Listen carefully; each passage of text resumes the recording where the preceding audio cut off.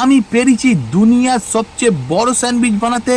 সত্যি স্যান্ডউইচ বানানোর জন্য লাগবে একটা রুটি, সেটাও নিয়ে নিচ্ছি।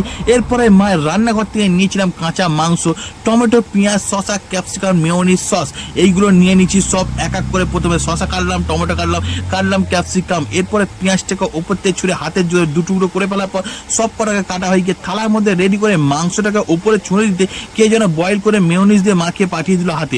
এরপরে রুটিগুলোকে টেবিলের মধ্যে সাজিয়ে পেলাম এক এক করে। সব তো সাজানো কমপ্লিট হয়ে যাওয়ার পর টমেটো দিলাম, পেঁয়াজ দিলাম, শসা দিলাম, ক্যাপসিকাম দিয়ে রেডি করে ফেললাম।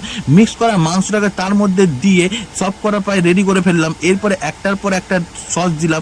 সস দেওয়া কমপ্লিট হয়ে যাওয়ার পর তার উপরে রুটিগুলোকে এক এক করে সাজিয়ে দিয়ে একটা করে থাক বানাতে শুরু করলাম, যতক্ষণ না 10 থাক হচ্ছে। 10টা থাক হওয়ার পর এক একটা আইফেল টাওয়ারের মতো একটা স্যান্ডউইচ বানিয়ে ফেললাম। তো স্যান্ডউইচটা দেখতে ইউনিক, খেয়ে দিলাম, বেশ দারুণ হয়েছে। তোমরা এটাকে 10-এর মধ্যে কত ঝটপট কমেন্ট করো, ভিডিওটা ভালো লাইক করো, সাবস্ক্রাইব করো। বা